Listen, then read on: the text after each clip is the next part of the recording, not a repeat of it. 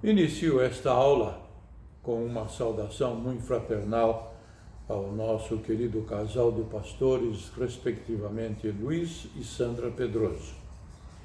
Igual saudação aos colegas pastores Gilson Bétega e Jorge Gonçalves. E aos irmãos e irmãs desta igreja, bem assim aos que nos assistem de outros locais, desta ou de outra cidade, o nosso cumprimento bíblico de paz do Senhor Jesus Cristo. Hoje começamos uma nova série de estudos bíblicos com temas bem profundos e que se constitui em uma sólida base de conhecimento teológico para a nossa vida cristã. O título da lição de hoje é A Expiação Efetuada por Cristo.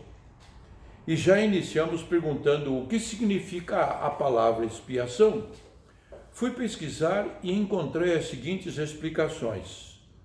Primeiro, é uma palavra que vem do hebraico e está registrada no livro de Êxodo, capítulo 30, versículo 10, que leio: Uma vez por ano, Arão realizará sobre as pontas do altar, em forma de chifres, o rito da expiação, com o sangue do sacrifício pelo pecado no dia do perdão. A palavra expiação em hebraico é kafar, é um verbo. Segundo, este verbo exprime uma ação. E esta ação é o efeito de expiar, ou seja, um ato de purificar das culpas através de algum sacrifício. Daí depender deste verbo o significado de purificação. Esta palavra expiação não existe no Novo Testamento, mas seu significado está presente nas seguintes referências com o uso da palavra propiciação, cujo significado é ato de justificar o pecador ou remover a culpa do pecado através de um sacrifício. Com este ato, propicia ao pecador a justificação de seu pecado. Isto está registrado em Romanos capítulo 3, versículos 24 a 25, na primeira carta de João, capítulo 4, versículo 10, em Hebreus capítulo 2, versículo 17, no próprio livro de Hebreus, capítulo 9, versículo 22, observem a dualidade Deus-homem. Deus é puro e perfeito. E esta natureza do Criador, por isso, ele é santo, separado, de modo que o pecado humano é repulsivo a essa natureza divina. São realidades opostas. É por isso que Deus é compelido a afastar-se do pecado. Há, pois, um choque entre o pecado e a natureza divina. E isto precisa ser resolvido. Como? O ser humano, de per si, não tem condições. Então, a maneira de solucionar esse impasse era alguém pagar o preço e dar oportunidade de libertação ao pecador. Qual seria o meio de salvar o homem do inferno? Era através do sacrifício de Jesus. Segundo, entendamos melhor o que é a expiação. Leia lá no livro de Levítico, capítulo 16, versículos 9 a 17, onde temos toda a descrição sobre o ritual preparatório para o ato sacrificial de animais, significando a expiação dos pecados dos israelitas. Em resumo, nesse texto temos 1. O sumo sacerdote, que era o mais destacado dentre os seus pares, uma vez por ano aspergia o sangue de animais, chamado sangue do sacrifício, sobre o propiciatório, que era a tampa de ouro que cobria a Arca da Aliança, e fazia este ritual para expiação dos pecados dos israelitas. Havia também outro ato individual, comparado ao ritual pelos pecados da coletividade, que era a expiação individual, ocasião em que o ofertante apresentava ao sacerdote a sua oferta de animal para o sacrifício.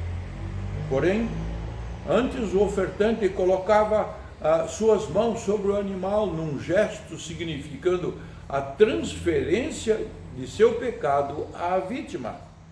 E somente depois o sacerdote sacrificava o animal. Levítico capítulo 1, versículo 5. Esse gesto do sacerdote entrar no santuário para oferecer sacrifícios de animais, na verdade eram imperfeitos, posto que realizados num santuário terreno. Entretanto, era um ato imperfeito, mas que projetava o sacrifício verdadeiro na pessoa de Jesus, o Cordeiro de Deus, que tira o pecado do mundo, conforme narra o Evangelho de João, capítulo 1, versículo 29. Jesus entrou no santuário verdadeiro que está no céu com o sacrifício de si mesmo. Leia lá em Hebreus, capítulo 10, versículos 11 e 12. Cristo é a propiciação pelos nossos pecados. Interessante observar que todo esse ritual velho-testamentário tem a ver com a maldade do homem, feito à imagem e semelhança de Deus, o Criador, justo e perfeito. Ele foi o ofendido. É ele quem teria o direito de irar-se contra nós, mas não. Foi totalmente ao contrário. Deus teve misericórdia de nós e por isto encarnou-se, isto mesmo, tornou-se carne e habitou entre nós. Evangelho de João, capítulo 1, 14, faz esta referência, porque ele era o Cordeiro de Deus que tira o pecado do mundo, expiou o nosso pecado e propiciou-nos a salvação. Terceiro ponto, somos carnais e muitas vezes, mesmo sendo cristãos evangélicos, invocamos a lei de Talião que previa olho por olho, dente por dente, isto é, pagar com a mesma moeda aquele que nos ofende. Já imaginou se Deus agisse assim conosco, em virtude do pecado que cometemos? Mas graças a Deus, que a expiação propicia a todos nós, sem nenhuma contraprestação, a salvação gratuita. Por quê? Porque o ofendido tomou sobre si as nossas dores e levou sobre si o castigo que merecíamos. Ele sofreu por nós. Quer maior demonstração de amor de Deus para conosco? Embora a Bíblia não mencione explicitamente a quem foi pago o preço da nossa salvação, sabemos que o nosso resgate foi a vida do próprio Senhor Jesus oferecido na cruz. Nele foi cumprida tanto a justiça de Deus, quanto exercitada a sua misericórdia. Romanos capítulo 3, versículo 25. Quarto ponto. Agora ficou claro para nós a prática do ritual do Velho Testamento, isto é, um cordeiro imaculado sendo morto com seu sangue derramado sobre o altar. Aquilo era um ato simbólico para justificar o caráter sacrificial e substitutivo da morte de Cristo, Deus conosco, e que haveria de acontecer. Quinto ponto, a grande verdade é que a expiação é ato voluntário. No Velho Testamento, o pecador proprietário do animal oferecia-o ao sacerdote para o sacrifício.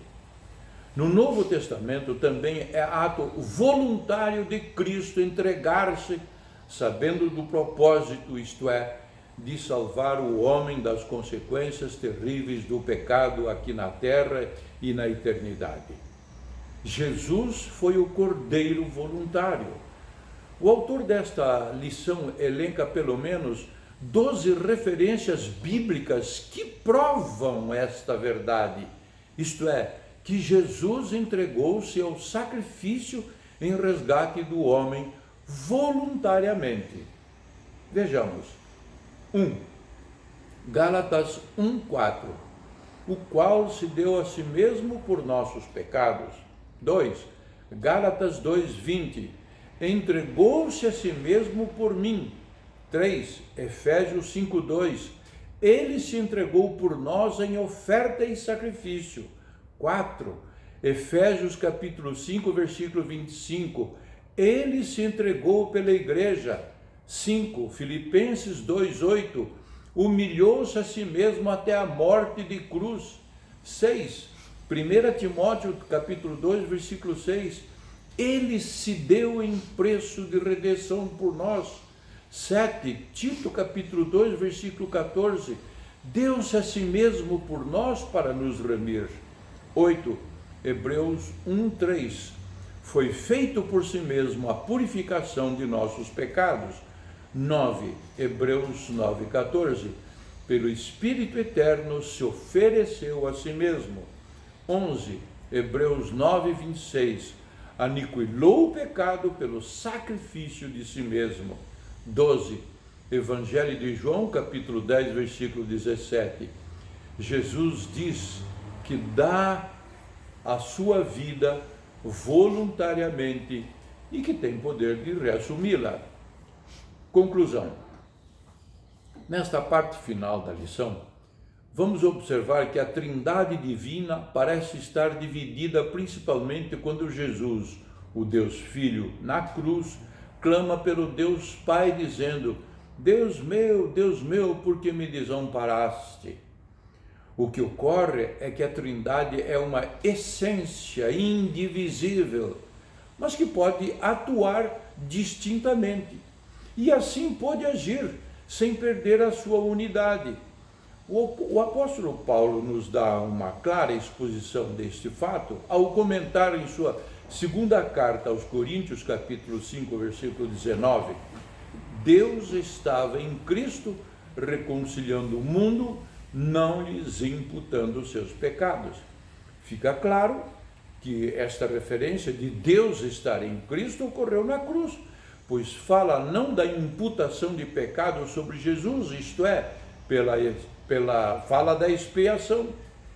Jesus, na verdade, está exprimindo um sentimento de angústia que é de todos os seres humanos, mesmo do crente, em certas ocasiões.